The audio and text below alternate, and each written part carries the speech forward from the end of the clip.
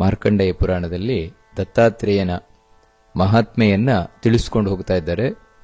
ಅದರಲ್ಲಿ ಈ ಗರ್ಗಾಚಾರ್ಯರು, ಗರ್ಗ ಎಂಬಂತಹ ಮಂತ್ರಿ ಕಾರ್ತವೀರ್ಯಾರ್ಜುನನಿಗೆ ನನ್ನಲ್ಲಿ ಏನು ಶಕ್ತಿ ಇಲ್ಲ, ಪ್ರಜೆಗಳನ್ನು ರಕ್ಷಣೆ ಮಾಡಲಿಕ್ಕೆ ಬೇಕಾದ ಶಕ್ತಿ ಇಲ್ಲ, ಅದಕ್ಕಾಗಿ ನಾನು ರಾಜ್ಯಭಾರವನ್ನು ಮಾಡೋಲ್ಲ ಅಂತ ಹೇಳಿದ್ದಕ್ಕೆ ಗರ್ಗಾಚಾರ್ಯರು ಮಂತ್ರಿಗಳು ತಾವು ಆ ಕಾರ್ತವೀರ್ಯಾರ್ಜುನನಿಗೆ ನೀನು ದತ್ತಾತ್ರೇಯನ ಆರಾಧನೆಯನ್ನು ವಿಶೇಷವಾಗಿ ಮಾಡು, ಯಾಕಂದ್ರೆ ದತ್ತಾತ್ರೇಯನ ಆರಾಧನೆಯಿಂದ ದೇವತೆಗಳು ಯಾವ ರೀತಿ ದೈತ್ಯರ ವಿರುದ್ಧ ಜಯವನ್ನು ಸಂಪಾದನೆ ಮಾಡಿದರು ಅನ್ನುವುದನ್ನು ವಿವರಿಸಿಕೊಂಡು ಬಂದರು.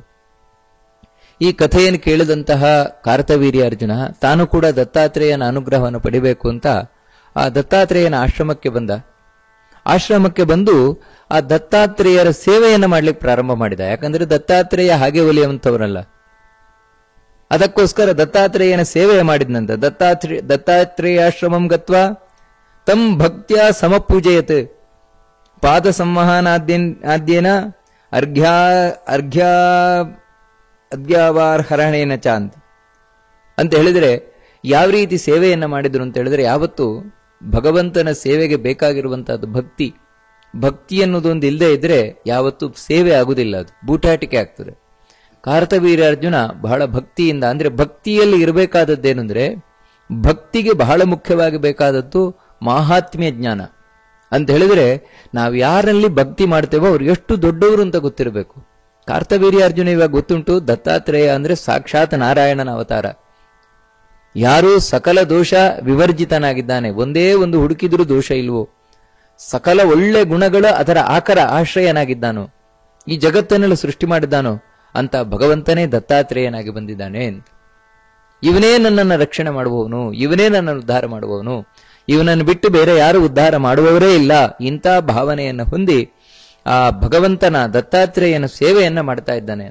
ಹೇಗೆ ಅಂತ ಹೇಳಿದ್ರೆ ಆ ಸೇವೆ ಅನ್ನೋದು ಹೇಗಿದೆ ಅಂದ್ರೆ, ತಾನೊಬ್ಬ ರಾಜನಾಗುವವ, ರಾಜವಂಶದಲ್ಲಿ ಬಂದವ, ರಾಜಕುಮಾರ, ಈ ಎಲ್ಲ ಠೀವಿಯನ್ನು ಬಿಟ್ಟಿದ್ದಾನೆ. ಈ ಎಲ್ಲ ಅಹಂಕಾರಗಳನ್ನು ದೂರ ಮಾಡಿ ಭಗವಂತನ ಸೇವೆಯನ್ನು ಮಾಡ್ತಾ ಇದ್ದಾನೆ. ಅಂದ್ರೆ ಇದೆಲ್ಲ ಏನು ಅಂದ್ರೆ, ಮಾರ್ಕಂಡೇಯ ಪುರಾಣ ಬರೀ ಕಾರ್ತವೀರ್ಯಾರ್ಜುನ ದತ್ತಾತ್ರೇಯನ ಕಥೆಯನ್ನು ಹೇಳುದು ಮಾತ್ರ ಅಲ್ಲ, ನಮಗೂ ಕೂಡ ತಿಳಿಸ್ತದೆ ದೇವರ ಸೇವೆಯನ್ನು ಯಾವ ರೀತಿ ಮಾಡಬೇಕು ಅಂತ. ಅಲ್ಲಿ ಅಹಂಕಾರಕ್ಕೆ ಅವಕಾಶವೇ ಇಲ್ಲ. ಎಲ್ಲಿ ಅಹಂಕಾರ ಇಲ್ಲ ಅದೇ ಭಕ್ತಿಗೆ ಅವಕಾಶ ಇಲ್ಲ. ಅಲ್ಲಿ ಇವನು ಸಂಪೂರ್ಣ ಅಹಂಕಾರವನ್ನು ತೊರೆದಿದ್ದಾನೆ. ಅದಕ್ಕೆ ದತ್ತಾತ್ರೇಯನ ಕಾಲನ್ನ ತಾನು ಒತ್ತುತ್ತಾನಂತೆ, ಕಾಲನ್ನ ತೊಳಿತಾನಂತೆ, ರಾಜಕುಮಾರನಾಗಿ, ರಾಜನಾಗುವವನಾಗಿ, ಸಾಮ್ರಾಟ ಆಗುವವನಾಗಿ ಕಾರ್ತವೀರ್ಯಾರ್ಜುನ. ನಿಜವಾಗ್ಲೂ ಕೂಡ ದತ್ತಾತ್ರೇಯ ಅಂತ ಹೇಳಿದ್ರೆ ಋಷಿಯ ಹಾಗೆ ಕಾಣಿಸ್ತಾ ಇದ್ದಾನ, ದೊಡ್ಡ ಯತಿಯ ಹಾಗೆ, ಜ್ಞಾನಿ ಹಾಗೆ ಕಾಣಿಸ್ತಾನ? ಇಲ್ಲ, ಒಬ್ಬ ಕುಡುಕ. ಸಾಮಾನ್ಯ ತಾನೊಬ್ಬ ಕುಡುಕನ ಹಾಗೆ ಕುಡಿದುಕೊಂಡು ಯಾರೋ ಹೆಣ್ಣಿನೊಟ್ಟಿಗೆ, ಲಕ್ಷ್ಮಿಯಿಂದನೂ ಕಾಣಿಸಿಕೊಳ್ಳುವುದಿಲ್ಲ, ಯಾರೋ ಒಬ್ಳು ಹೆಣ್ಣು, ಆ ಹೆಣ್ಣೊಟ್ಟಿಗೆ ತಾನು ತಿರುಗುತ್ತಾ ಇದ್ದಾನೆ. ಅಂಥವನನ್ನ ಸ್ವಲ್ಪವೂ ಬೇಸರ ಮಾಡಿಕೊಳ್ಳದೆ ಕಾರ್ತವೀರ್ಯಾರ್ಜುನ ಪಾದವನ್ನು ತೊಳಿತಾನೆ, ಪಾದವನ್ನು ಒತ್ತುತ್ತಾನೆ. ಅವರಿಗೇನು ನೀರು ಬೇಕು, ನೀರನ್ನು ತಂದು ಕೊಡ್ತಾನಂತೆ ಕಾರ್ತವೀರ್ಯಾರ್ಜುನನಿಗೆ. ಅದೇ ರೀತಿ ಅವನಿಗೆ ಬೇಕಾದ ಮಾಲೆ, ಗಂಧ, ಪುಷ್ಪ ಮುಂತಾದವುಗಳನ್ನೆಲ್ಲ ತಂದು ಕೊಡ್ತಾನಂತೆ.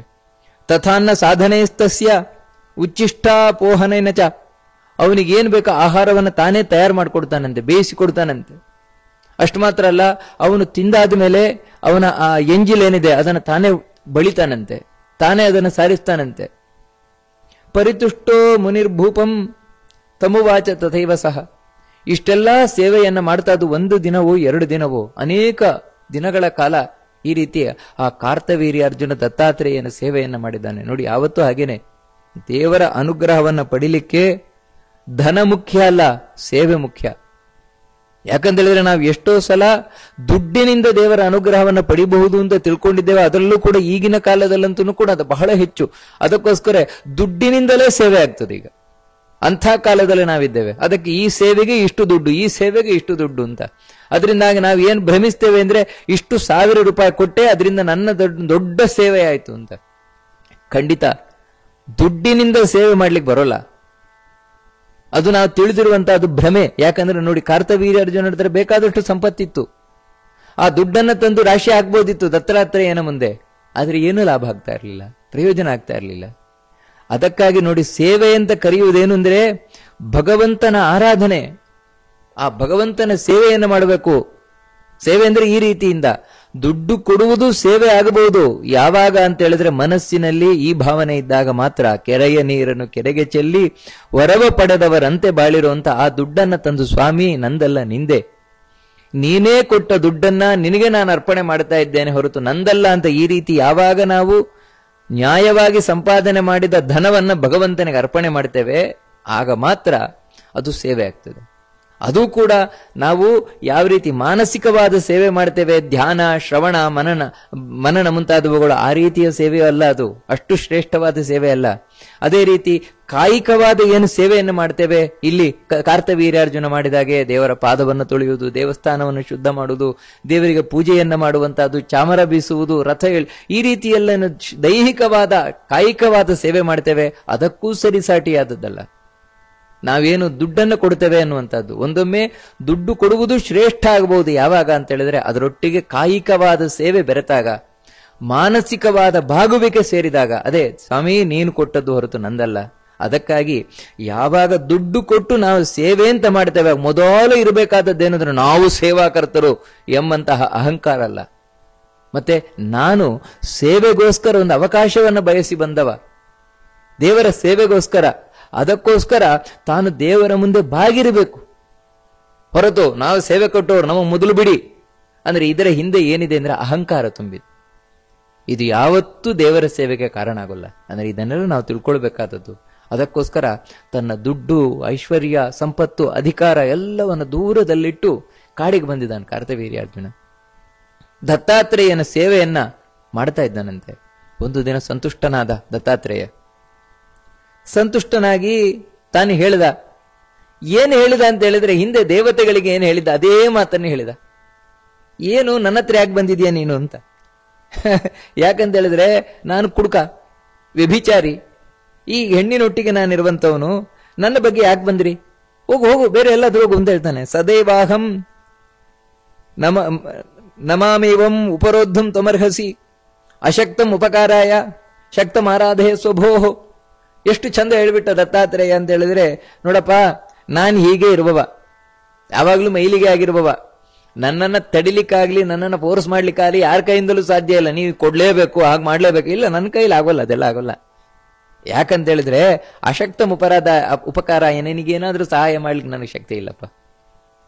ಯಾರು ಶಕ್ತಿ ಇರುವವರಿದ್ದಾರೆ ಅವರನ್ನು ಹೋಗಿ ಆರಾಧನೆ ಮಾಡು, ನೀನು ಅವರನ್ನು ಆರಾಧನೆ ಮಾಡಿ ನಿನಗೇನ್ ಬೇಕೋ ಪಡ್ಕೋ, ನನಗೆಲ್ಲ ಶಕ್ತಿ ಇಲ್ಲ, ಕುಡುಕ, ಈ ರೀತಿ ವ್ಯಭಿಚಾರಿ ಆದವ, ನಮ್ಗೆಲ್ಲ ಏನ್ ಶಕ್ತಿ ಇರ್ತದಪ್ಪ. ಈ ರೀತಿ ದತ್ತಾತ್ರೇಯ ಹೇಳ್ತಾನೆ ಕಾರ್ತವೀರ್ಯಾರ್ಜುನ. ಅಂದ್ರೆ ನೋಡಿ, ಎಲ್ಲಾ ಮಾತುಗಳು ನಾವು ತಿಳ್ಕೊಳ್ಬೇಕಾದದ್ದೇನೆಂದ್ರೆ, ನಾವು ದೇವರ ಬಳಿ ಹೋಗಿ ಕೇಳಿದ್ರು ಕೂಡ ದೇವರು ಹೇಳುದು ಹೀಗೆ, ನನಗಾಗಲ್ಲ ಹೋಗು ಅಂತ. ಯಾಕಂದ್ರೆ ಬೇರೆಯವ್ರು ಯಾರನ್ನಾದ್ರೂ ಕಾಲು ಹಿಡಿಯೋದಾದ್ರೆ ಹಿಡ್ಕೊ ಅಂತ. ದೇವರಿಗೆ ಬೇಜಾರಿಲ್ಲ. ನೀವು ಯಾರ ಕಾಲು ಹಿಡಿದ್ರೆ ದೇವರಿಗೆ ಬೇಜಾರೇ ಇಲ್ಲ. ಯಾಕಂತ ಹೇಳಿದ್ರೆ, ಯಾರು ನಾನೇ ಬೇಕು ಅಂತ ಬರ್ತಾರೋ ಅವರಿಗೆ ಮಾತ್ರ ನಾನು ಅನುಗ್ರಹ ಮಾಡ್ತೇನೆ ಅಂತ. 10ರೊಟ್ಟಿಗೆ 11 ಅಂತ ಯಾರು ಬರ್ತಾರೆ, ಅವರು ಆಗ್ಬೋದು, ಇವರು ಆಗ್ಬೋದು, ಕಂಡು ದೇವರು ಆಗ್ಬೋದು, ಹಾಗೆ ಕೃಷ್ಣನ ಬಳಿ ಬರ್ತೇನೆ, ಹಾಗೆ ವಿಷ್ಣುವಿನ ಬಳಿ ಬರ್ತೇನೆ ಅಂತ ಹೇಳಿದ್ರೆ ದೇವರ ಅನುಗ್ರಹ ಮಾಡೋಲ್ಲ. ನಿಮಗೆ ಬೇರೆಯವರಿದ್ದಾರಲ್ಲ, ಹೋಗ್ರಿ ಅವರಿಂದಲೇ ಅನುಗ್ರಹ ಪಡ್ಕೊಳ್ಳಿ, ನಾನು ಬೇಕಾಗಿಲ್ಲವಲ್ಲ ನಿಮಗೆ. 10ರೊಟ್ಟಿಗೆ 11 ಅಂದ್ರೆ ದೇವರು ಒಪ್ಪಲ್ಲ. ಇಲ್ಲ, ಅನನ್ಯಾಶ್ಚಿಂತಯಂತೋ ಮಾಂ ಯೇ ಜನ ಪರಿಯುಪಾಸತೆ, ಇದೇ ಭಗವದ್ಗೀತೆಯಲ್ಲಿ ಹೇಳಿದ್ದು. ಸ್ವಾಮಿ ನೀನೇ ಗತಿ ನನಗೆ, ನೀನಲ್ಲದೆ ಇನ್ಯಾರು ನನ್ನ ಉದ್ಧಾರ ಮಾಡುವವರಿಲ್ಲ. ಈ ರೀತಿ ದೇವರು ಎಷ್ಟು ಒದ್ರು ಮತ್ತು ಯಾರು ದೇವರ ಹತ್ರ ಹೋಗ್ತಾರೆ ಅವರನ್ನು ಮತ್ತೆ ದೇವರು ಬಿಡೋಲ್ಲ. ಅಂದ್ರೆ ದೇವರು ಒಮ್ಮೆ ಕೈ ಹಿಡಿದ ಅಂದ್ರೆ ಮತ್ತೆ ಯಾವತ್ತಿಗೂ ಬಿಡೋಲ್ಲ. ಆದ್ರೆ ಆ ಕೈ ಹಿಡಿಲಿಕ್ಕೆ ಸತಾಯಿಸ್ತಾನೆ. ಅದೇ ರೀತಿ ಕಾರ್ತವೀರ್ಯಾರ್ಜುನ ಹೇಳ್ತಾನೆ, ನನ್ನ ಕೈಲಾಗೋಲ್ಲಪ್ಪ, ಹೋಗು ಬೇರೆನ್ಯಾರು ಆಶ್ರಯಿಸು ನೀನು ಅಂತ. ಅಷ್ಟು ಮಾತ್ರ ಅಲ್ಲ, ನೋಡು ಇವಳು ಈ ಹೆಣ್ಣು ಬೇರೆ ನನ್ನ ಹತ್ರ ಇದ್ದಾಳೆ, ಇವಳನ್ನ ನೋಡಿದ್ರೆ ನಿನಗೆ ಅಸಹ್ಯ ಆಗಲ್ವಾ, ನನ್ನನ್ನು ಕುಡುಕ ನೋಡಿದ್ರೆ ಅಸಹ್ಯ ಆಗಲ್ವ ನಿನಗೆ ಎಂದು. ಅದಕ್ಕೆ ಕಾರ್ತವೀರ್ಯಾರ್ಜುನ ಹೇಳ್ತಾನಂದ್ರೆ, ನೋಡಿ ದೇವರ ಬಗ್ಗೆ ನಂಬಿಕೆ, ಇದನ್ನೇ ಹೇಳುದು ಶ್ರದ್ಧೆ ಅಂತ. ಯಾವುದೇ ಕಾರಣಕ್ಕೂ ಯಾವುದೇ ಕಾಲದಲ್ಲೂ ದೇವರ ಬಗ್ಗೆ ಅಪನಂಬಿಕೆ ಬರಬಾರದು. ದೇವರ ಬಗ್ಗೆ ಕೆಟ್ಟ ಭಾವನೆ ಅನ್ನೋದು ಬರಲೇಬಾರದು. ನೋಡಿ, ಭಕ್ತನಾದವನಿಗೆ ಅದು ಯಾವತ್ತೂ ಇರೋಲ್ಲ ಅಂತ ಅಪನಂಬಿಕೆ ಇರೋಲ್ಲ. ಅದಕ್ಕೆ ಅವನು ಭಕ್ತ.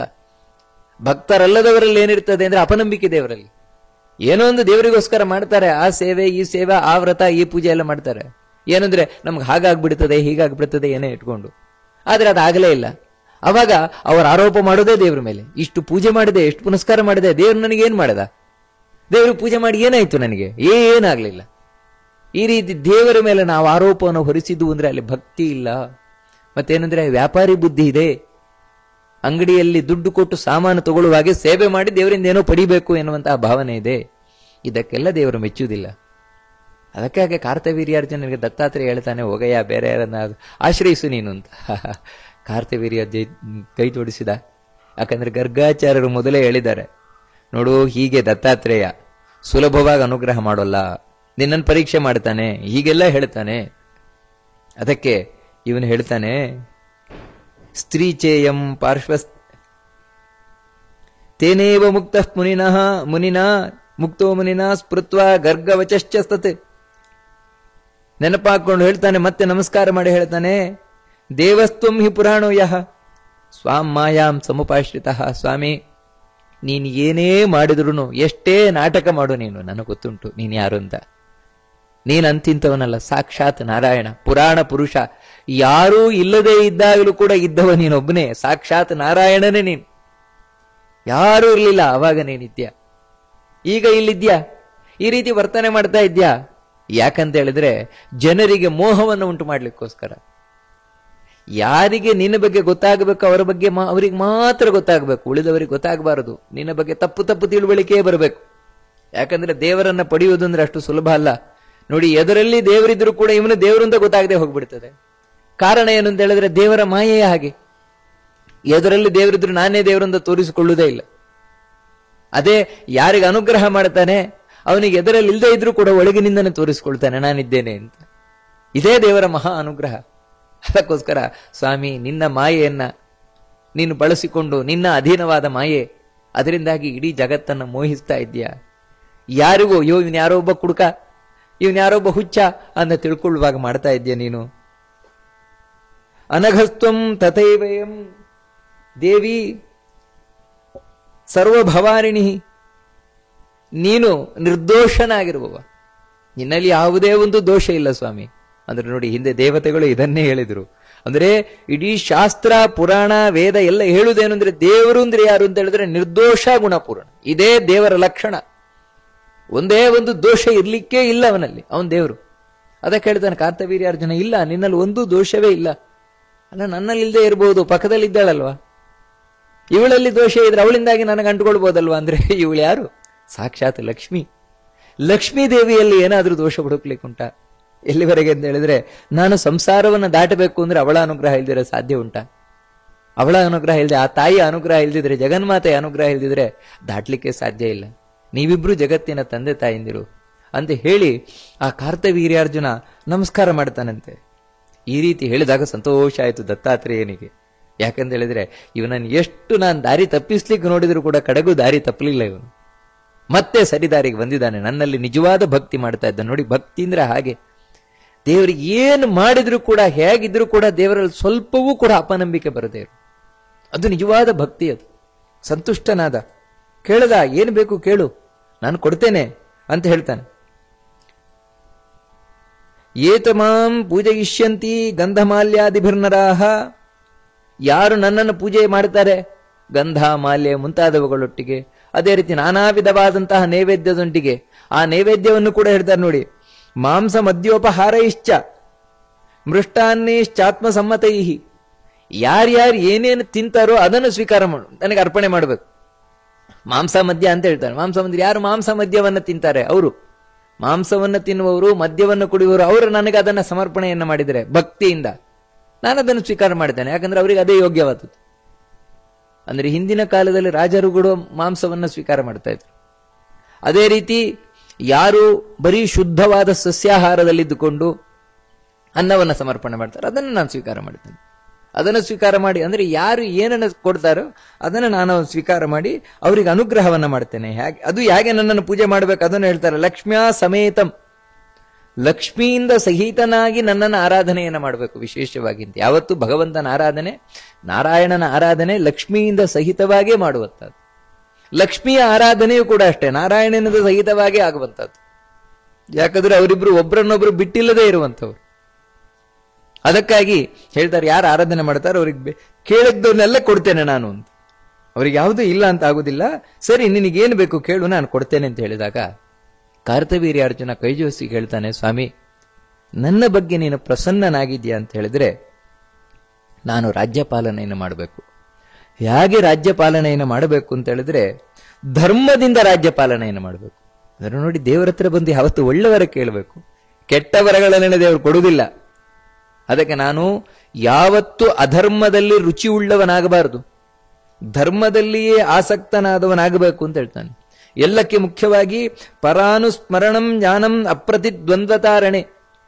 ಯಾವತ್ತು ನಾನು ದೇವರ ಸ್ಮರಣೆಯನ್ನು ಮಾಡ್ತಾ ಇರಬೇಕು, ದೇವರ ನಿನ್ನ ಭಕ್ತನಾಗಿರಬೇಕು ದತ್ತಾತ್ರೇಯ. ಅದನ್ನು ನಾನು ಕೇಳ್ತೇನೆ. ಯಾಕಂದ್ರೆ ಆ ರಾಜ್ಯದ ಭೋಗ, ರಾಜ್ಯದ ಆಡಳಿತ, ರಾಜ್ಯದ ಸ್ಥಾನಮಾನ, ಅದರಲ್ಲಿ ನಿನ್ನನ್ನು ಮರಿಬಾರದು. ನಾನು ಇನ್ನೂ ನಿನ್ನಲ್ಲಿ ಹೆಚ್ಚೆಚ್ಚು ಭಕ್ತಿ ಮಾಡುವವನಾಗಬೇಕು ನಾನು. ಹಾಗೆಯೇ ನಿನ್ನ ಭಕ್ತನಾಗಿ ರಣರಂಗದಲ್ಲಿ ನಿಂತೆ ಅಂತ ಹೇಳಿದ್ರೆ ನನಗೆ ಎದುರಾಳಿಗಳೇ ಇಲ್ಲ ಅಂತ ಆಗ್ಬೇಕು.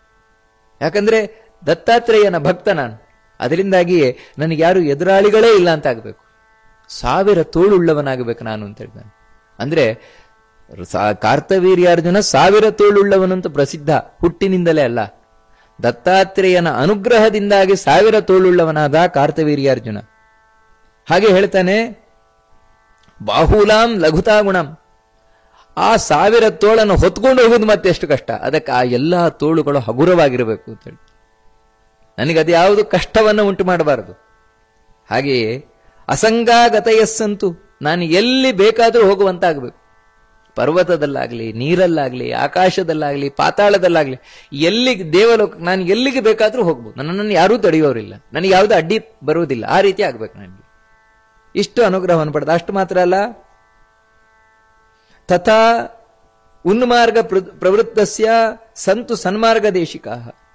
ನಾನು ತಪ್ಪು ದಾರಿ ಹಿಡಿದೆ ಅಂದ್ರೆ, ಅಕಸ್ಮಾತ್ ನಾನು ತಪ್ಪು ದಾರಿ ಹಿಡಿದೆ ಅಂತ ಹೇಳಿದ್ರೆ ನನಗೆ ಸನ್ಮಾರ್ಗಕ್ಕೆ ಕರ್ಕೊಂಡು ಬರಲಿಕ್ಕೆ ನೀನು ಜ್ಞಾನಿಗಳನ್ನು ನಿಯಮನ ಮಾಡಬೇಕು ಆಯಾ ಕಾಲದಲ್ಲಿ. ನಾನು ತಪ್ಪು ದಾರಿ ಹಿಡಿದೆ ಅಂತ ಹೇಳಿದ್ರೆ ಅಷ್ಟು ಮಾತ್ರ ಅಲ್ಲ, ನನಗೆ ಜೀವನದಲ್ಲಿ ಒಂದೇ ಆಸೆ, ಕಡೆಗೆ ನನಗೆ ಸಾವು ಬರಬೇಕು. ಹೇಗೆ ಅಂತ ಹೇಳಿದ್ರೆ ವಧಶ್ಚ ಅಪ್ಯಧಿಕ ನರಾತ್ ಅಂತ ಹೇಳಿದ್ರೆ ಎಲ್ಲರಿಗಿಂತಲೂ ಉತ್ತಮವಾದ ವ್ಯಕ್ತಿ ಏನಿದ್ದಾನೆ ಅವನಿಂದ ನನಗೆ ಮರಣ ಬರಬೇಕು. ಅದಕ್ಕಾಗಿ ಪರಶುರಾಮನಿಂದ ಮರಣ ಬಂದದ್ದು ಕಾರ್ತವೀರ್ಯಾರ್ಜುನನಿಗೆ. ಯಾಕಂದ್ರೆ ಅದು ದತ್ತಾತ್ರೇಯ ಕೊಟ್ಟ ವರ. ಹಾಗೆ ಆಗ್ಲಿ ಅಂತ ವರ ಕೊಡ್ತಾನೆ ಮುಂದೆ. ಹೀಗೆ ನಾನು ಅತ್ಯುತ್ತಮನಾದ ವ್ಯಕ್ತಿಯಿಂದ, ನರನಿಂದ ಅಂದ್ರೆ ಅದೇ ಪರಶುರಾಮನಿಂದ ನನಗೆ ಮರಣ ಬರಬೇಕು. ಅಂದ್ರೆ ಪರಶುರಾಮ ಅಂತ ಹೇಳುದಿಲ್ಲ, ಅವರಿಂದಾಗಿ ನನಗೆ ಮರಣ ಬರಬೇಕು ಅಂತ ಹೇಳ್ತಾನೆ.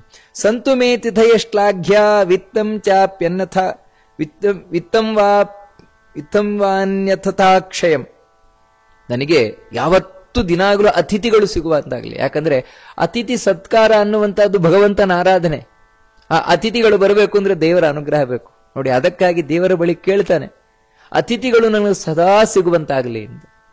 ಅತಿಥಿಗಳು ಅಂತ ಹೇಳಿದ್ರೆ ನಾವು ಹೇಳಿ ಬರುವವರಲ್ಲ, ನಾಳೆ ನಮ್ಮನೆ ಬರ್ಬೇಕು ನೀವು, ನಾಳೆ ಹಾಗಲ್ಲ. ಮಧ್ಯಾಹ್ನದ ವೇಳೆಯಲ್ಲಿ ಯಾರು ಹಸಿದು ಬರ್ತಾರೆ ಮನೆಯ ಮುಂದೆ, ಏನಾದ್ರೂ ಸ್ವಲ್ಪ ಆಹಾರ ಸಿಗುತ್ತದಾ ಅಂತ, ಅದು ಒಬ್ಬ ಯೋಗ್ಯನಾದ ವ್ಯಕ್ತಿ, ಪಾತ್ರನಾದ ವ್ಯಕ್ತಿ, ಬ್ರಾಹ್ಮಣನಾಗಿದ್ರಂತೂ ಇನ್ನೂ ಶ್ರೇಷ್ಠ, ಬೆಳಗಿನಿಂದ ಮಧ್ಯಾಹ್ನ ತನಕ ಉಪವಾಸ ಇರುವಂತವನಾಗಿದ್ರೆ ಇನ್ನೂ ಶ್ರೇಷ್ಠ. ಅಂತ ಅತಿಥಿಗಳು ನನಗೆ ಯಾವತ್ತೂ ಸಿಗುವಾಗಲಿ, ದುಡ್ಡು ಯಾವತ್ತು ಅಕ್ಷಯವಾಗಲಿ, ಕ್ಷಯವಾಗಬಾರದು. ಅಷ್ಟು ಮಾತ್ರ ಅಲ್ಲ, ಇನ್ನೊಂದು ವಿಶೇಷವಾದ ವರವನ್ನು ಕೇಳ್ತಾನೆ ನೋಡಿ ಕಾರ್ತವೀರ್ಯಾರ್ಜುನ. ಏನಂದ್ರೆ ಅನಷ್ಟ ದ್ರವ್ಯತಾ ರಾಷ್ಟ್ರೇ ಮಮಾನುಸ್ಮರಣೇನ ಚ ಅಂತ ಹೇಳ್ತಾನೆ. ನನ್ನ ಸ್ಮರಣೆಯನ್ನ ಮಾಡಿದರೆ ಯಾವುದೇ ವಸ್ತು, ಕಳೆದು ಹೋದ ವಸ್ತು ಮತ್ತೆ ಸಿಗುವಂತಾಗಬೇಕು ಅಂತ. ಇವತ್ತಿಗೂ ಕೂಡ ಯಾವುದಾದ್ರೂ ವಸ್ತು ಕಳೆದು ಹೋಯಿತು ಅಂತ ಹೇಳಿದ್ರೆ ಕಾರ್ತವೀರ್ಯಾರ್ಜುನನ ಸ್ಮರಣೆಯನ್ನ ಮಾಡ್ತೇವೆ ನಾವು. ಕಾರ್ತವೀರ್ಯಾರ್ಜುನೋ ನಾಮ ರಾಜ ಬಾಹು ಸಹಸ್ರಯುಕು ತಸ್ಯ ಸಂಸ್ಮರಣಾ ದೇಹ ನಷ್ಟಂ ದ್ರವ್ಯಂ ಚ ಲಭ್ಯತೆ. ಆ ಕಾರ್ತವೀರ್ಯಾರ್ಜುನನ ಸ್ಮರಣೆಯನ್ನ ಮಾಡಿದರೆ ಯಾವುದು ಕಳೆದು ಹೋಗಿರ್ತದೆ ವಸ್ತು, ಆ ವಸ್ತು ಆದಷ್ಟು ಬೇಗ ಸಿಗುತ್ತದೆ ಅಂತ. ಅಂದ್ರೆ ಒಂದು ಬಾರಿ ಅಲ್ಲ, ಅನೇಕ ಬಾರಿ ಆ ಕಾರ್ತವೀರ್ಯಾರ್ಜುನನ ಸ್ಮರಣೆಯನ್ನ ಮಾಡ್ತಾ ಇದ್ದಾರೆ. ಆದರೆ ನಿಜವಾಗಿ ಕಾರ್ತವೀರ್ಯಾರ್ಜುನನ ಸ್ಮರಣೆಯನ್ನ ಮಾಡಿದರೆ ನಷ್ಟವಾದ ಯಾವುದು ಕಳೆದು ಹೋಗಿರುತ್ತದೆ ಆ ವಸ್ತು ಸಿಗಬೇಕು ಅಂತ ಹೇಳಿದ್ರೆ ಈ ಮಾರ್ಕಂಡೇಯ ಪುರಾಣದ ಈ ವಿಷಯ ಯಾವತ್ತು ನೆನಪಿರಬೇಕು. ದತ್ತಾತ್ರೇಯನ ವರದಿಂದಾಗಿ ಇದು ಸಾಧ್ಯ ಕಾರ್ತವೀರ್ಯಾರ್ಜುನನಿಗೆ. ಅಂದ್ರೆ ಕಾರ್ತವೀರ್ಯಾರ್ಜುನನ ಮೂಲಕ ನಮಗೆ ಯಾವುದು ಕಳೆದು ಹೋಗಿರ್ತದ ವಸ್ತು ಅದನ್ನು ಹುಡುಕಿಸಿಕೊಡುವವ ದತ್ತಾತ್ರೇಯ ಅಂತ. ಇದು ನಾವು ಸ್ಪಷ್ಟ ತಿಳ್ಕೊಳ್ಬೇಕು. ಈ ಅನುಸಂಧಾನವನ್ನಿಟ್ಕೊಂಡು ಯಾವಾಗ ಕಾರ್ತವೀರ್ಯಾರ್ಜುನನ ಸ್ಮರಣೆಯನ್ನ ಮಾಡ್ತೇವೆ, ಈ ಶ್ಲೋಕವನ್ನು ಪಠನೆ ಮಾಡ್ತೇವೆ, ಕಾರ್ತವೀರ್ಯಾರ್ಜುನ ನಾಮ ರಾಜ ಬಾಹು ಸಹಸ್ರಯುಕು ತಸ್ಯ ಸಂಸ್ಮರಣಾದೇವ ನಷ್ಟಂ ತಸ್ಯ ಸಂಸ್ಮರಣಾದೇವ ನಷ್ಟಂ ದ್ರವ್ಯಂಚ ಲಭ್ಯತೆ ಎಂದ. ಈ ಶ್ಲೋಕವನ್ನ ಪಠನೆ ಮಾಡಿದ್ರೆ ಆದಷ್ಟು ಎಂಥ ವಸ್ತು ಕಳೆದು ಹೋಗಿದ್ರು ಮತ್ತೆ ಸಿಗತ್ತೆ ಅಂತ ಹೇಳ್ತಾರೆ. ಇದು ಅನುಭವವೂ ಕೂಡ, ಅನೇಕ ಮಂದಿಯ ಅನುಭವವೂ ಕೂಡ. ಇಷ್ಟು ವರವನ್ನ ಕೇಳಿದ. ಎಲ್ಲಕ್ಕಿಂತ ಮುಖ್ಯವಾಗಿ ತ್ವಯಿ ಭಕ್ತಿಶ್ಚ ದೇವಾಸ್ತು ನಿತ್ಯಮವ್ಯಭಿಚಾರಿಣಿ, ನಿನ್ನಲ್ಲಿ ಹಾಗೂ ದೇವತೆಗಳಲ್ಲಿ ನನಗೆ ಯಾವತ್ತೂ ಭಕ್ತಿ ಇರಲಿ ಅಂತ ಹೇಳಿ ತಾನು ಇಷ್ಟು ಪ್ರಾರ್ಥನೆ ಮಾಡಿಕೊಂಡ. ದತ್ತಾತ್ರೇಯ ಅನುಗ್ರಹವನ್ನು ಮಾಡಿದ. ಆಯ್ತು, ಹಾಗೆ ಆಗ್ಲಿ, ನೀನು ಏನ್ ಕೇಳಿದ್ಯಾ ಅದೆಲ್ಲ ನಿನಗಾಗ್ತದೆ, ಹೋಗು ನೀನು ಅಂತ ಕಳಿಸ್ಕೊಡ್ತಾನೆ. ನೀನು ಚಕ್ರವರ್ತಿ ಆಗ್ತೀಯಾ ನನ್ನ ಅನುಗ್ರಹದಿಂದ. ಬರೀ ರಾಜ ಮಾತ್ರ ಅಲ್ಲ, ಒಂದು ದೇಶವನ್ನಾಳುವ ರಾಜ ಮಾತ್ರ ಅಲ್ಲ, ಇಡೀ ಭೂಮಂಡಲವನ್ನಾಳುವ ಚಕ್ರವರ್ತಿ ನೀನಾಗ್ತೀಯಾ ಅಂತ ದತ್ತಾತ್ರೇಯ ಅನುಗ್ರಹ ಮಾಡಿ ಕಳಿಸಿಕೊಟ್ಟ ಕಾರ್ತವೀರ್ಯಾರ್ಜುನನನ್ನ. ಕಾರ್ತವೀರ್ಯಾರ್ಜುನ ದತ್ತಾತ್ರೇಯನಿಗೆ ನಮಸ್ಕಾರ ಮಾಡಿ ದತ್ತಾತ್ರೇಯನ ಅನುಗ್ರಹವನ್ನು ಪಡೆದು ಮತ್ತೆ ತನ್ನ ರಾಜ್ಯಕ್ಕೆ ಬರ್ತಾನೆ. ಆಶ್ಚರ್ಯ ಏನು ಅಂತ ಹೇಳಿದ್ರೆ, ಇವನು ದತ್ತಾತ್ರೇಯನ ಅನುಗ್ರಹವನ್ನು ಯಾವಾಗ ಪಡೆದು ಬಂದ, ಎಲ್ಲವೂ ಬದಲಾಗಿ ಬಿಡ್ತು. ಆ ದೇವರ ಅನುಗ್ರಹ ಯಾವ ರೀತಿ ಇರ್ತದೆ ಅಂತ ಹೇಳಿದ್ರೆ, ಇವನ ಆ ಒಂದು ಅಭಿಷೇಕಕ್ಕೆ, ರಾಜ್ಯಾಭಿಷೇಕಕ್ಕೆ, ಪಟ್ಟಾಭಿಷೇಕಕ್ಕೆ ಯಾರೋ ಸಾಮಾನ್ಯ 4 ಜನ ಸೇರಿದ್ದಲ್ವಂತೆ. ದೇವತೆಗಳು ಬಂದಿದ್ದಾರಂತೆ, ಗಂಧರ್ವರು ಬಂದಿದ್ದಾರಂತೆ, ಅಪ್ಸರೆಯರು ಬಂದಿದ್ದಾರಂತೆ, ಮತ್ತೆ ಋಷಿಗಳು ಬಂದಿದ್ದಾರಂತೆ, ಪರ್ವತಗಳು ಬಂದ್ರೆ ಪರ್ವತದ ಅಭಿಮಾನಿ ದೇವತೆಗಳೇನಿದ್ದಾರೆ ಅವರೆಲ್ಲ ಬಂದಿದ್ದಾರಂತೆ, ನದ್ಯಭಿಮಾನಿ ದೇವತೆಗಳು ಬಂದಿದ್ದಾರಂತೆ, ಸಮುದ್ರದ ಅಭಿಮಾನಿ ದೇವತೆ ವರುಣ ಬಂದಿದ್ದಾನಂತೆ. ಅವನು ಹಾಗೆ ಬಂದಲ್ಲ, ಬರಬೇಕಾದ್ರೆ ತನ್ನ ರತ್ನ ಮುಂತಾದವುಗಳನ್ನೆಲ್ಲ ಹಿಡ್ಕೊಂಡ್ ಬಂದಿದ್ದಾನಂತೆ. ಇವರೆಲ್ಲ ಯಾಕೆ ಬರ್ತಾ ಇದ್ದಾರೆ, ಏನ್ ಕಾರಣ? ಅಷ್ಟು ಮಾತ್ರ ಅಲ್ಲ, ನಾಗಲೋಕದಿಂದ ವಾಸುಕಿ ಮೊದಲಾದ ನಾಗಗಳು ಮುಂತಾದವುಗಳೆಲ್ಲ ಬಂದಿದ್ದಾವಂತೆ, ಗರುಡ ಮುಂತಾದ ಪಕ್ಷಿಗಳು ಬಂದಿದ್ದಾರಂತೆ. ಇನ್ನು ಜನ ಅಂತೂ ತಮ್ಮದೇ ಇದು ಅಂತ ಹೇಳಿ ಇಡೀ ದೇಶದ ಜನ ಎಲ್ಲ ಸಂಭ್ರಮದಿಂದ ಎಲ್ಲ ಏರ್ಪಾಟನ್ನ ಮಾಡ್ತಾ ಇದ್ದಾರಂತೆ. ಅಲ್ಲ, ಇದೆಲ್ಲ ಹೇಗೆ ಸಾಧ್ಯ ಆಯ್ತು ಇವನಿಗೆ? ಇಷ್ಟರ ಮಟ್ಟಿಗೆ ಇವನ ಪಟ್ಟಾಭಿಷೇಕ ಹೇಗೆ ಸಾಧ್ಯ ಆಯ್ತು ಅಂತ ಹೇಳಿದ್ರೆ, ಪಟ್ಟಾಭಿಷೇಕ ಮಾಡ್ತಾ ಇರೋದು ಯಾರು? ಸಾಕ್ಷಾತ್ ದತ್ತಾತ್ರೇಯನೇ ಅಂತ ಹೇಳ್ತಾರೆ. ದತ್ತಾತ್ರೇಯನೇ ಕಾರ್ತವೀರ್ಯಾರ್ಜುನಿಗೆ ಪಟ್ಟಾಭಿಷೇಕ ಮಾಡ್ತಾ ಇದ್ದಾನಂತೆ. ನಾರಾಯಣೇನ ಅಭಿಷಿಕ್ತ ದತ್ತಾತ್ರೇಯ ಸ್ವರೂಪಿಣ ಅಂತ ಹೇಳ್ತಾರೆ. ಈ ರೀತಿ ಆ ದತ್ತಾತ್ರೇಯ ರೂಪಿ ಭಗವಂತನೇ ಇವನಿಗೆ ಅನುಗ್ರಹವನ್ನ ಮಾಡ್ತಾ ಇರಬೇಕಾದ್ರೆ ದೇವತೆಗಳು ಬರದೇ ಕೂರ್ತಾರ? ಇವನಿಗೆ ಇಷ್ಟೆಲ್ಲ ಸಹಾಯವನ್ನ ಮಾಡದೆ ಕೂರ್ತಾರ? ಯಾಕೆಂತ ಹೇಳಿದ್ರೆ, ಯಾರಿಗೆ ದೇವರ ವಿಷ್ಣುವಿನ ಅನುಗ್ರಹ ಆಯ್ತು ಅವನಿಗೆ ಸಕಲ ದೇವತೆಗಳ ಅನುಗ್ರಹ ಆಯ್ತು ಅಂತ ಅರ್ಥ. ಪೂಜಿತೇ ದೇವದೇವೇಶೇ ಶಂಖಚಕ್ರ ಗದಾಧರೆ ಪೂಜಿತ ಸರ್ವದೇವಾಸ್ಯು. ಯಾಕಂತ ಹೇಳಿದ್ರೆ ವಿಷ್ಣು ತಾನೊಬ್ಬನೇ ಯಾವತ್ತೂ ಪೂಜೆಯನ್ನು ಸ್ವೀಕಾರ ಮಾಡಲ್ಲ. ವಿಷ್ಣು ಮರದ ಬೇರಿದ್ದ ಹಾಗೆ, ಬೇರಿಗೆ ನೀರು ಹಾಕಿದ್ರೆ ಇಡೀ ಮರದ ಕೊಂಬೆ ಟೆಂಬೆ ಟಿಸಿಲು ಎಲ್ಲದಕ್ಕೂ ಯಾವ ರೀತಿ ನೀರು ಕೊಡ್ತದೋ ಆ ರೀತಿ ಸಮಸ್ತ ದೇವತೆಗಳನ್ನು ತೃಪ್ತಿಪಡಿಸುವವ ವಿಷ್ಣು. ಇದನ್ನೇ ನಾವು ಹೇಳುವಂತಹದ್ದು, ಏಕೋ ವಿಷ್ಣು ಮಹದ್ಭೂತಂ ಪೃಥಕ್ ಭೂತ ನಿನೇಕಶಃ ತ್ರೀನ್ ಲೋಕಾನ್ ವ್ಯಾಪ್ಯ ಭೂತಾತ್ಮ ಭುಂಕ್ತೆ ವಿಶ್ವಭಗವ್ಯಯ ಅಂತ. 3 ಲೋಕವನ್ನ ವ್ಯಾಪಿಸಿ ದೇವರು ಸ್ವೀಕಾರ ಮಾಡ್ತಾನೆ, ಅಂದ್ರೆ ಎಲ್ರಿಗೂ ತೃಪ್ತಿಪಡಿಸುವ ಮೂಲಕ.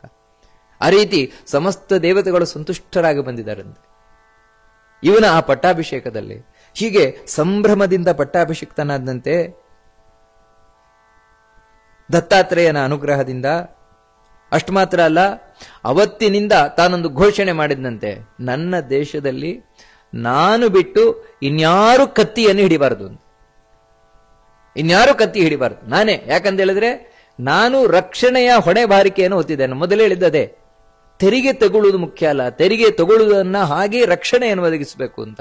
ನೋಡಿ, ಈಗ ದತ್ತಾತ್ರೇಯನ ಅನುಗ್ರಹದಿಂದ ಕಾರ್ತವೀರ್ಯಾರ್ಜುನ, ನಾನು ಎಲ್ರಿಗೂ ರಕ್ಷಣೆಯನ್ನು ವಹಿಸ್ತೇನೆ, ನಾನೇ ನಿಮ್ಮ ಸೇವಕನಾಗಿದ್ದುಕೊಂಡು, ನಾನು ಇಡೀ ಪ್ರಪಂಚದ ಸೇವಕ, ಅದಕ್ಕಾಗಿ ನೀವ್ಯಾರು ಕತ್ತಿ ಹಿಡಿಬೇಕಾಗಿಲ್ಲ ಅಂತ ಹೇಳಿ ಆಜ್ಞೆ ಮಾಡಿದ್ನಂತೆ. ಆಜ್ಞೆ ಮಾಡುವುದು ದುಡ್ಡಲ್ಲ, ಎಲ್ಲರಿಗೂ ರಕ್ಷಣೆ ಕೊಡಬೇಕಲ್ವ, ಕೊಟ್ಟಿದ್ದನಂತೆ. ನೋಡಿ, ದತ್ತಾತ್ರೇಯ ರೂಪಿ ಭಗವಂತನ ಅನುಗ್ರಹದಿಂದಾಗಿ ಹೇಳ್ತಾರೆ, ತಮೃತೆ ಪುರುಷ ವ್ಯಾಘ್ರಂ ಬಭೂವೋ ರೂಪರಾಕ್ರಮಂ ಸಯೇವ ಗ್ರಾಮಪಾಲೋಭೂತ್ ಪಶುಪಾಲ ಸಯೇವಚ. ಆ ಕಾರ್ತವೀರ್ಯಾರ್ಜುನನೇ ಗ್ರಾಮವನ್ನ ನೋಡಿಕೊಳ್ಳುವವನಂದಂತೆ, ಗ್ರಾಮದಲ್ಲಿರುವ ಪಶುಗಳನ್ನು ನೋಡಿಕೊಳ್ಳುವವನಂದಂತೆ, ಅವನೇ ಪಟ್ಟಣವನ್ನು ನೋಡಿಕೊಳ್ಳುವವನಂದಂತೆ, ಅವನೇ ದೇಶವನ್ನು ನೋಡಿಕೊಳ್ಳುವವನಂದಂತೆ, ಅವನೇ ಪ್ರಪಂಚವನ್ನು ನೋಡಿಕೊಳ್ಳುವವನಂದಂತೆ. ನೋಡಿ, ಇಷ್ಟೆಲ್ಲ ಅವನಿಗೆ ಹೇಗೆ ಸಾಧ್ಯ ಆಯ್ತು ಅಂತ ಹೇಳಿದ್ರೆ ದತ್ತಾತ್ರೇಯನ ಅನುಗ್ರಹ. ಅಂದ್ರೆ ಆ ಭಗವಂತನ ಅನುಗ್ರಹ ಅನ್ನುವುದು ಯಾವ ರೀತಿ ಇರ್ತದೆ ಅನ್ನುವುದನ್ನು ಬಹಳ ಅದ್ಭುತವಾಗಿ ತಿಳಿಸ್ತಾ ಇದೆ ಇದು. ಅಷ್ಟು ಮಾತ್ರ ಅಲ್ಲ, ಕಳ್ಳ ಕಾಕರುಗಳಿಗೆ ಅವಕಾಶವೇ ಇಲ್ವಂತೆ. ಕಳ್ಳ ಕಾಕರು ದರೋಡೆ ಇವುಗಳೆಲ್ಲ ಇಲ್ವೇ ಇಲ್ವಂತೆ. ಸಯೇವ ಸಂಸ್ಕೃತ ಸದ್ಯ ಸಮುದ್ದರ್ಥ ಭವನ್ ಋಣಾಂ ಅನಷ್ಟ ದ್ರವ್ಯತಾ ಚಾಸಿ ತಸ್ಮಿನ್ ಛಾಸತಿ ಪಾರ್ಥಿವೆ. ಇನ್ನೊಂದೇನು ಅದ್ಭುತ ಅಂತ ಹೇಳಿದ್ರೆ, ಕಾರ್ತವೀರ್ಯಾರ್ಜುನ ಎಷ್ಟು ವರ್ಷಗಳ ಕಾಲ ರಾಜ್ಯಭಾರ ಮಾಡಿದಾನೆ, ಅಷ್ಟು ವರ್ಷಗಳ ಕಾಲ ಅವನ ರಾಜ್ಯದಲ್ಲಿ ಅಥವಾ ಅವನ ಇದು ಆಳ್ತಾ ಇದ್ದಂತಹ ಪ್ರಪಂಚದಲ್ಲಿ ಒಂದೇ ಒಂದು ವಸ್ತುವು ಕೂಡ ಕಳುವಾಗಿಲ್ವಂತೆ, ಕಳೆತನವೇ ಆಗ್ತಾ ಇರ್ಲಿಲ್ವಂತೆ. ಅಥವಾ ಒಂದೇ ಒಂದು ಯಾವುದಾದ್ರೂ ವಸ್ತು ಎಲ್ಲೋ ಕಾಣದೆ ಆಗ್ಬಿಡುವಂತಹದ್ದು, ಮಿಸ್ಸಿಂಗ್ ಅಂತ ಹೇಳ್ತೇವಲ್ವ, ಆ ರೀತಿ ಎಲ್ಲೋ ಕಾಣದೆ ಹೋಗ್ಬಿಡುವಂತಹದ್ದು, ಎಲ್ಲಿದೆ ಗೊತ್ತಿಲ್ಲ ಅಂತ ಇಲ್ವೇ ಇಲ್ವಂತೆ. ಕಾರಣ ಏನಂದ್ರೆ, ಆ ರೀತಿ ಯಾವುದಾದ್ರೂ ಒಂದು ವಸ್ತು ಕಳೆದು ಹೋಯಿತು ಅಂತ ಹೇಳಿದ್ರೆ, ಕದ್ದು ಹೋಯ್ತು ಅಂದ್ರೆ ಕಾರ್ತವೀರ್ಯನ ಸ್ಮರಣೆ ಮಾಡಿದ್ರೆ ಸರಿ. ಕಾರ್ತವೀರ್ಯಾರ್ಜುನನ ಸ್ಮರಣೆ ಮಾಡಿದ್ರೆ ಕೂಡ್ಲೆ ಕಾರ್ತವೀರ್ಯಾರ್ಜುನ ಬಂದು ಆ ವಸ್ತು ಎಲ್ಲಿದೆಯೋ ಅಲ್ಲಿಂದ ತಂದು ಕೊಟ್ಟು ಹೋಗ್ತಾ ಇದ್ದಂತೆ. ಈ ರೀತಿ ಆ ಕಾರ್ತವೀರ್ಯಾರ್ಜುನ ಮಹಿಮೆ, ಅದ್ಭುತವಾದ ಮಹಿಮೆಯನ್ನು ತಿಳಿಸ್ಕೊಂಡು ಹೋಗ್ತಾರೆ. ಅಂದ್ರೆ ಇದು ಬರೀ ಕಾರ್ತವೀರ್ಯಾರ್ಜುನದಲ್ಲ, ಅವನು ಹಿಂದೆ ಇದ್ದಾನೆ ದತ್ತಾತ್ರೇಯ. ಆ ದತ್ತಾತ್ರೇಯನ ಅನುಗ್ರಹದಿಂದಾಗಿ ಇವನೇನೇನು ಸಾಧಿಸ್ತಾ ಇದ್ದಾನೆ. ಇವನು ಕೂಡ ಸುಮ್ಮನೆ ಕೂರಲಿಲ್ವಂತೆ, ಬೇಕಾದಷ್ಟು ಯಜ್ಞ ಯಾಗಾದಿಗಳನ್ನ ಮಾಡಿದ್ದಂತೆ. ಎಲ್ಲವೂ ಯಾಕೋಸ್ಕರ ಅಂದ್ರೆ ದತ್ತ ಪ್ರೀತಿಗೋಸ್ಕರ, ಆ ದತ್ತಾತ್ರೇಯನ ಪ್ರೀತಿಗೋಸ್ಕರ ಬೇಕಾದಷ್ಟು ಯಜ್ಞ ಯಾಗ ದಾನ ಧರ್ಮ ಬ್ರಾಹ್ಮಣರ ಸಂತರ್ಪಣೆ ಮುಂತಾದವುಗಳನ್ನೆಲ್ಲ ಮಾಡಿದ್ದಾನಂತೆ ದತ್ತಾತ್ರೇಯ. ತಸ್ಯಾರ್ಧಿಂ ಪರಮಾಂ ದೃಷ್ಟ್ವಾ ಯಾಗಂ ಚಕ್ರು ಸಮಾಧಿನ. ಇದನ್ನೆಲ್ಲ ಕೇಳ್ತಾ ಅಂಗಿರಾ ಋಷಿಗಳೇನಿದ್ದಾರೆ ಅವರು ಒಂದು ಶ್ಲೋಕವನ್ನೇ ಹೇಳಿದ್ರಂತೆ, ನನೂನಂ ಕಾರ್ತವೀರ್ಯಸ್ಯ ಗತಿಂ ಯಾಸ್ಯಂತಿ ಪಾರ್ಥಿವಾಹ ಯಜ್ಞೈರ್ ದಾನೇರ್ ತಪೋಭಿರ್ವ ಸಂಗ್ರಾಮೇ ಚಾತಿಚೇಷ್ಟಿತೈ ಅಂತ. ಯಾರೂ ಕೂಡ ದತ್ತಾತ್ರೇಯನ ಒಂದು ವೇಗವನ್ನಾಗಲಿ ಇವನ ಒಂದು ಪರಾಕ್ರಮವನ್ನಾಗಲಿ ಇವನ ಒಂದು ದಾನದ ಹೊಂದಲಿಕ್ಕೆ ಸಾಧ್ಯವೇ ಇಲ್ಲ ಅಂತ ಹೇಳಿ. ಎಲ್ಲಿವರೆಗೆ ಅಂತ ಹೇಳಿದ್ರೆ, ಯಾವ ರಾವಣ ಇದ್ದಾನೆ ಈ ಕಾರ್ತವೀರ್ಯಾರ್ಜುನ ಮುಂದೆ ಏನೂ ಇಲ್ಲ ಅಂತ ಹೋಗಿದ್ದ. ಕಾರ್ತವೀರ್ಯಾರ್ಜುನನ ಎದುರಲ್ಲಿ ಸಣ್ಣ ಕೀಟದಾಗ ಹೋಗಿದ್ದ ರಾವಣನು ಕೂಡ. ಈ ಕಾರ್ತವೀರ್ಯಾರ್ಜುನ ಅಂತ ಮಹಾಪರಾಕ್ರಮ ಇವನು ಪರಾಕ್ರಮದ ಎದುರಿಗೆ ಯಾರು ಇಲ್ವೇ ಇಲ್ಲ. 1000 ತೋಳಿನಿಂದ ಗಂಗೆಯನ್ನು ಅಡ್ಡಗಟ್ಟಿದವ ಇವರು, ಮುಂದೆ ಹೋಗದಾಗೆ ತಡೆದು ಬಿಟ್ಟವ ಇವನು. ಅಂತ ಮಹಾಪರಾಕ್ರಮಿ ಕಾರ್ತವೀರ್ಯಾರ್ಜುನ. ಅದಕ್ಕಾಗಿ ಹೇಳ್ತಾರೆ, ದತ್ತಾತ್ರೇಯ ದಿನ, ಯಾವ ದಿನದಲ್ಲಿ ಇವನು ದತ್ತಾತ್ರೇಯನ ಅನುಗ್ರಹವನ್ನ ಪಡೆದ ಅವತ್ತಿನಿಂದ ಇವನಿಗೆ ಸರಿಸಾಟಿಯೇ ಇಲ್ಲ ಅಂತ ಆಗೋಯ್ತು ಈ ದತ್ತಾತ್ರೇಯ ಈ ಕಾರ್ತವೀರ್ಯಾರ್ಜುನಿಗೆ ಅಂತ. ಈ ರೀತಿ ಅಂಗಿರಾ ಋಷಿಗಳು ಹೊಗಳಿದ್ದಾರಂತೆ. ಹೀಗೆ ಬೇಕಾದಷ್ಟು ದಾನ ಧರ್ಮಾದಿಗಳನ್ನ ಮಾಡಿ ಯಾವ ಯಾವ ದಿನದಲ್ಲಿ ಹೇಗೆ ದೇವರ ಆರಾಧನೆ ಮಾಡಬೇಕು, ದತ್ತಾತ್ರೇಯನ ಆರಾಧನೆ ಮಾಡಬೇಕು, ಆಯಾ ದಿನಗಳಲ್ಲಿ ಹಾಗೆ ದತ್ತಾತ್ರೇಯನ ಆರಾಧನೆಯನ್ನು ಮಾಡಿದ್ದಾನಂತೆ ಕಾರ್ತವೀರ್ಯಾರ್ಜುನ. ಈ ರೀತಿ ಮಾಡ್ತಾ ತಸ್ಯರ್ಧಿಂ ಪರಮಾಂ ದೃಷ್ಟ್ವಾ ಯಾಗಂ ಚಕ್ರು ಸಮಾಧಿನ ಇತ್ಯೇತಸ್ತಸ್ಯ ಮಹಾತ್ಮಂ ದತ್ತಾತ್ರೇಯಸ್ಯ ಧೀಮತಃ. ಈ ರೀತಿ ಆ ದತ್ತಾತ್ರೇಯನ ಮಹಾತ್ಮೆಯನ್ನ ಅಂತ ಹೇಳಿದ್ರೆ ಆ ಕಾರ್ತವೀರ್ಯಾರ್ಜುನನಿಂದಾಗಿ ದತ್ತಾತ್ರೇಯನ ಮಹಾತ್ಮೆಯನ್ನು ನಾವು ತಿಳ್ಕೊಳ್ಬೇಕಾದದ್ದು ಅಂತ ಈ ಕಥೆಯನ್ನು ಹೇಳ್ತಾ ಇರೋದು ಯಾರು ಅಂದ್ರೆ ಮಗ ಅಪ್ಪನಿಗೆ. ನಾವಿದನ್ನ ಮೊದಲೇ ಕೇಳಿದ್ವು. ಈ ರೀತಿ ಹೇಳ್ತಾನೆ ಆ ದೇವರ ದತ್ತಾತ್ರೇಯ ಏನು ಹೇಳಿದಾನೆ ಗೊತ್ತುಂಟಾ? ವಿಷ್ಣುಶ್ಚರಾಶ್ಚರ ಗುರೋಹೋ ಅನಂತಸ್ಯ ಮಹಾತ್ಮನಃ ಪ್ರಾದುರ್ಭಾವ ಪುರಾಣೇಶು ಕಥ್ಯತೆ ಶಾರ್ಂಗಧನ್ಮನಃ. ಮಗನಿಗೆ ಅಪ್ಪ ಹೇಳ್ತಾನೆ, ಮಗ ಅಪ್ಪನಿಗೆ ಹೇಳ್ತಾನೆ, ಅಪ್ಪ ಹೀಗೆ ಪುರಾಣಗಳಲ್ಲಿ ಆ ಭಗವಂತನ ಮಹಾತ್ಮೆ, ವಿಷ್ಣುವಿನ ಮಹಾತ್ಮೆ, ಯಾರು ಶಾರಂಗ ಧನುಸ್ಸನ್ನ ಕೈಯಲ್ಲಿ ಹಿಡಿದಿದ್ದಾನೆ, ಯಾಕಂದ್ರೆ ಶತ್ರುಗಳ ಸಂಹಾರಕ್ಕಾಗಿಯೇ, ವಿಶ್ವದ ರಕ್ಷಣೆಗಾಗಿಯೇ ಯಾರು ಹಿಡಿದಿದ್ದಾನೆ ಅಂತ ಭಗವಂತನ ಚರಾಚರ ಗುರೋಹು. ಅವನು ಈ ಚಲಿಸುವ ಅಂದ್ರೆ ಪ್ರತಿಯೊಂದು ಸ್ಥಾವರ ಜಂಗಮಗಳೇನಿದೆ ಅದರದೆಲ್ಲದರ ಸ್ವಾಮಿಯಾಗಿರುವವ, ಅಂದ್ರೆ ಅವನದ್ದೇ ಒಡೆತನ, ಅವನಿಗೇ ಸೇರಿದ್ದು, ಅವನದ್ದೇ ಸ್ವಂತದ್ದು ಎಲ್ಲವೂ ಕೂಡ. ಅಂತಹ ಭಗವಂತ ಏನಿದ್ದಾನೆ ಅವನ ಅವತಾರದ ಕಥೆ ಏನ್ ಕೇಳ್ತದೆ ಇಡೀ ಪುರಾಣಗಳಲ್ಲೆಲ್ಲ. ಅನಂತಸ್ಯ ಅಪ್ರಮೇಯಸ್ಯ ಶಂಖಚಕ್ರ ಗದಾಭೃತಃ ಏತಸ್ಯ ಪರಮಂ ರೂಪಂ ಯಶ್ಚಿಂತಯತಿ ಮಾನವ. ಅಂತಹ ರೂಪಗಳಲ್ಲಿ ಒಂದು ಈ ದತ್ತಾತ್ರೇಯ ರೂಪ. ಈ ದತ್ತಾತ್ರೇಯ ರೂಪವನ್ನ ಯಾರು ಸ್ಮರಣೆಯನ್ನ ಮಾಡ್ತಾರೆ, ಈ ಮಹಿಮೆಯನ್ನು ಯಾರು ಕೇಳ್ತಾರೆ, ಅವನು ಸುಖಿಯಾಗಿರ್ತಾನಂತೆ. ದತ್ತಾತ್ರೇಯನ ಅನುಗ್ರಹದಿಂದಾಗಿ ಯಾವತ್ತೂ ಸುಖಿಯಾಗಿರ್ತಾನೆ, ಬದುಕಿರುವಷ್ಟು ಕಾಲವೂ ಕೂಡ. ಆಮೇಲೆ ಈ ಸಂಸಾರದಿಂದ ತಾನು ಬಿಡುಗಡೆಯನ್ನು ಹೊಂದಿ ಭಗವಂತನನ್ನು ಹೋಗಿ ಸೇರ್ತಾನೆ. ಹಾಗಂತ ಈ ದತ್ತಾತ್ರೇಯನ ಆರಾಧನೆ ಕಷ್ಟ ಏನಲ್ಲ ಅಂತ ಹೇಳ್ತಾನೆ. ಯಾಕಂದ್ರೆ ದತ್ತಾತ್ರೇಯ ತಾನು ಯಾವತ್ತೂ ಹೇಳ್ತಾ ಇದ್ದಂತೆ ಏನಂದ್ರೆ, ಸದೈವ ವೈಷ್ಣವಾನಾಂಚ ಭಕ್ತ್ಯಾಹಂ ಸುಲಭೋಸ್ಮಿ ಭೋಹೋ ಪತ್ರ ಪುಷ್ಪ ಫಲೇನಾಹಂ ಪೂಜಿತೋ ಮೋಕ್ಷದೋಸ್ಮಿ ವೈ ಇತ್ಯೇವಂ ಯಸ್ಯ ವೈ ವಾಚಃ ತಂ ಕಥಂ ನಾಶ್ರಯೇ ಜನಃ. ದತ್ತಾತ್ರೇಯ ರೂಪಿ ಭಗವಂತ ಯಾವತ್ತೂ ಹೇಳ್ತಾ ಇದ್ದಂತೆ, ಹೌದು ನಾನು ಕಷ್ಟ ಸುಲಭ ಎರಡೂ ಹೌದು. ಯಾರಿಗೆ ಕಷ್ಟ ಅಂತ ಹೇಳಿದ್ರೆ ಯಾರು ವೈಷ್ಣವರಲ್ಲ ಅವರಿಗೆ ನಾನು ಕಷ್ಟ ಸಿಗುವುದೇ ಇಲ್ಲ. ನಾನು ಅವರಿಗೆ ಸಿಗುವುದು ಮಾತ್ರ ಅಲ್ಲ, ಅರ್ಥವಾಗೋಲ್ಲ ಅವರಿಗೆ. ಅಲ್ಲ, ವೈಷ್ಣವರು ಅಂತ ಹೇಳಿದ್ರೇನು? ವಿಷ್ಣುವಿನ ದೀಕ್ಷೆಯನ್ನು ಪಡೆದವರು ವೈಷ್ಣವರು. ಅಂದ್ರೆ ವಿಷ್ಣುವಿನ ದೀಕ್ಷೆ ಅಂತ ಹೇಳಿದ್ರೆ ಏನದು? ವಿಷ್ಣುವಿನ ದೀಕ್ಷೆ ಅಂತ ಹೇಳಿದ್ರೆ ತಮ್ಮನ್ನ ಯಾವತ್ತೂ ಭಗವಂತನಿಗೆ ಅರ್ಪಣೆಯನ್ನು ಮಾಡಿಕೊಂಡವರು. ಅದು ಬಹಳ ಮುಖ್ಯವಾಗಿ ಬೇಕಾಗಿರುವಂತಹದ್ದು. ವೈಷ್ಣವ ದೀಕ್ಷೆ ಅಂತ ಹೇಳಿದ್ರೆ ಅದರಲ್ಲಿ ಭಗವಂತನ ವಿಷ್ಣುವೇ ಸರ್ವೋತ್ತಮ ಅಂತ ತಿಳಿದವರಾಗಿ, ಯಾಕಂದ್ರೆ ಇದು ಸಕಲ ಶಾಸ್ತ್ರ ಪುರಾಣಗಳ ಸಾರ.